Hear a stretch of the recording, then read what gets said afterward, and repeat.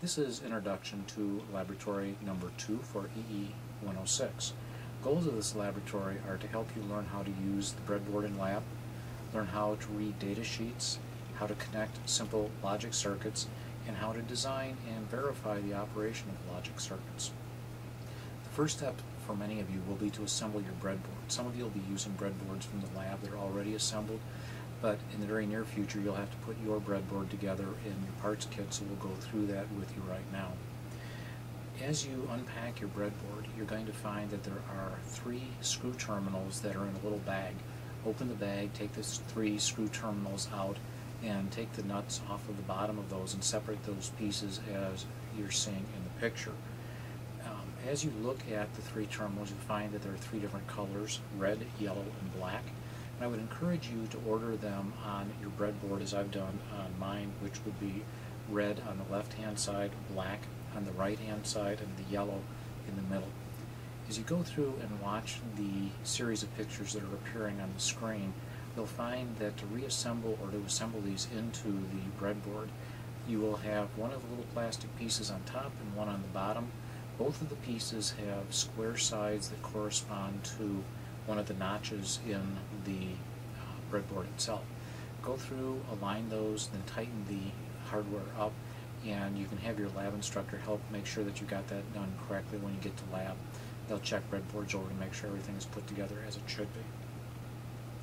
As you go through and look at your breadboard, please go back and review the breadboard handout that's available on D2L. Again, I'll give you more information about your breadboard, the correct use of the breadboard, and things to worry about as you're using your breadboard.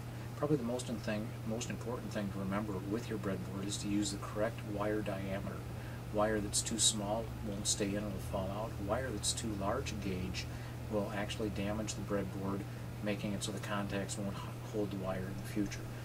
Neither one of those things you want to have to deal with. It makes your lab go very, very slow. If you would next, please review the data sheets for the different devices you're going to be using in this lab. For purposes of this example, I'm using the 74LS00 device, so I printed out the data sheet for that device. The first thing I'm going to do is connect the power to that device, and if again you watch the series of pictures showing up on the screen, you'll see that I have connected pin 14, which is labeled as the VCC pin or +5 pin, to one of the vertical data buses, one that's marked with red on your breadboard. And I've connected the ground pin, or pin 7, on the device to another one of the vertical lines, power distribution lines that is, that has the blue designator by it. And again, take a look at the pictures that you're seeing, and you'll see that as I did this, I used red for the +5, and I used black for the ground connection.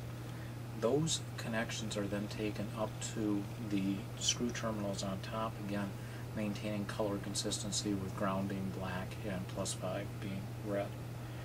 Referring back to the data sheet, I discovered that this 7400 device has 4 NAND gates in it. I've decided to use the first device in the package, which would be inputs on pins 1 and 2 and output on pin 3.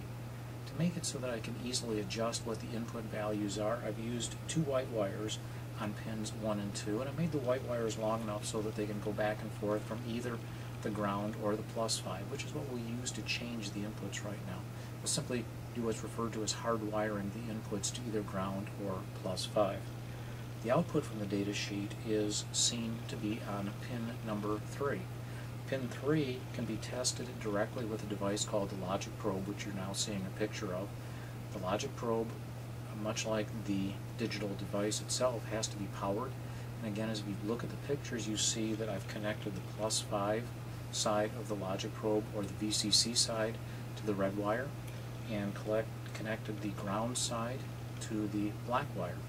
Again, there are little clips on the logic probe that can easily be used to attach to the wires on your breadboard. The determination of whether it's high or low is actually done on the logic probe with a green and a red LED. Green is the low, red is the high, and if neither one is on, it means it's not a valid logic state, which is not something you should find regularly. If you take a look at the logic probe, you also have 2 switches on it.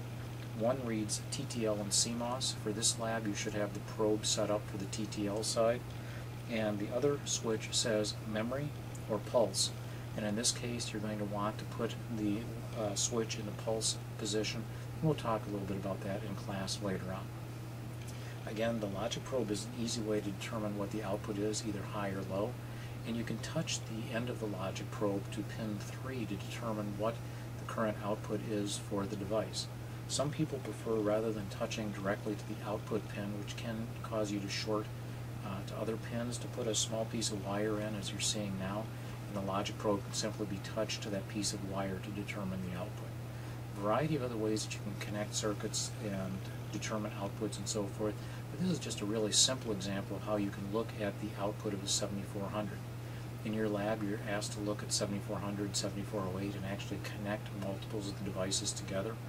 And you shouldn't have any real problem as long as you print the data sheets out and work systematically through it. Because again, 7400, 7408, 7432s all have multiple devices inside of one device outline.